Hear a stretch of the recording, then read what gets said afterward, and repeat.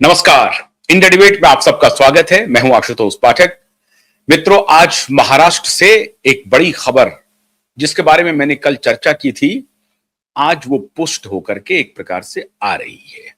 मतलब चर्चा बिल्कुल पुष्ट हो गई है और घबराहट ठाकरे परिवार में एक प्रकार से इतनी तेज हो गई है, इतनी घबराहट है जिसकी आप कल्पना कर नहीं सकते।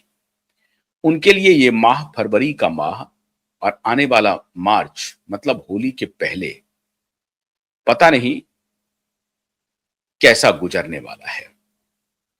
और इस सप्ताह जो आने वाला था, मेरे ख्याल से आज या कल में डेट्स आ जाएंगे, क्योंकि chief justice of Mumbai high court ने एश्योर किया है कि जो सतीश साल्यान के वकील मांग रहे हैं बेंच, उस तरह का बेंच शायद उनको मिल जाए। उम्मीद तो थी कि इसी सप्ताह हियरिंग हो जाएगी, लेकिन अब आपको ऐसा लगता है कि आज थर्सडे है, फ्राइडे सैटरडे हो नहीं पाएगा, तो मंडे से आप समझ लीजिए कि अगले सप्ताह कोई ना कोई तारीख जरूर मिल जाएगी। समय बहुत कम है। किसके लिए? ठाकरे के लिए। लेकिन इस बीच ये घबराहट न सिर्फ ठाकरे में, ठाकरे परिवार या ठाकरे गैंग के बीच में हो रही है, बल्कि इस घबराहट का एक असर पड़ रहा है।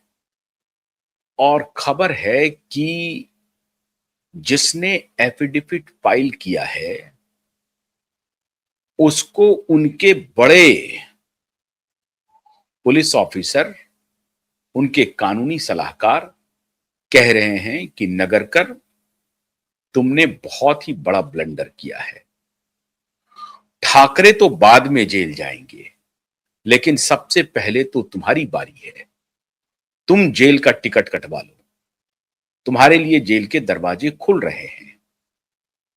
नगरकर को उम्मीद थी इसी लास्ट मुंबई महानगर पालिका के चुनाव की।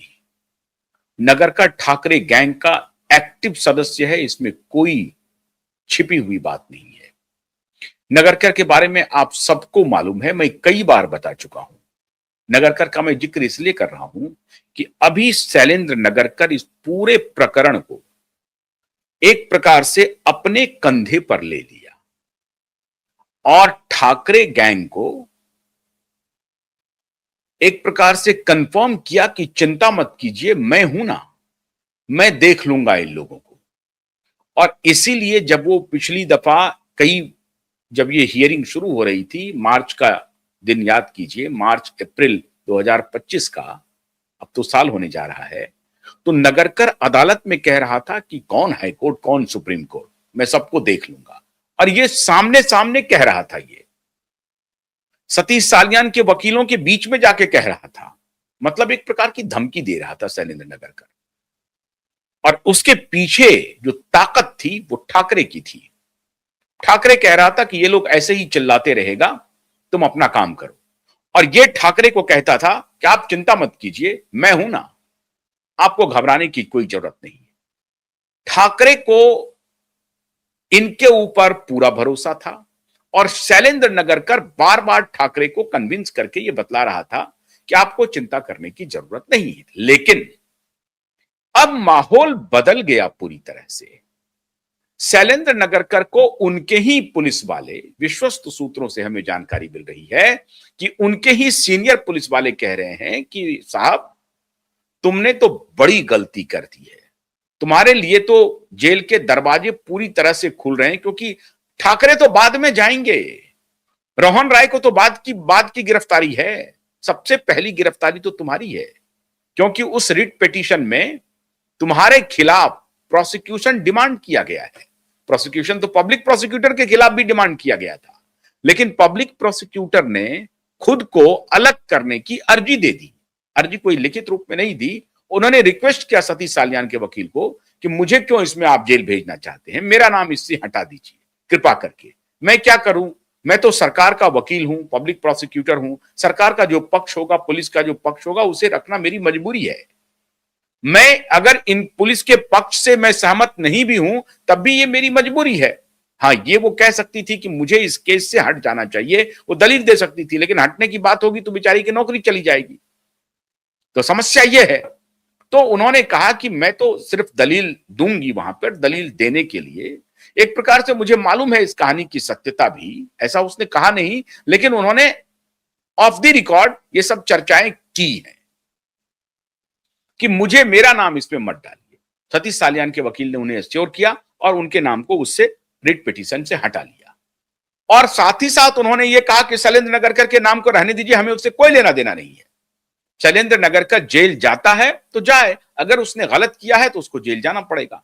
शैलेंद्र नगरकर ने ठाकरे, रोहन रॉय, इससे भी ज्यादा बड़ा अपराध किया है मित्रों।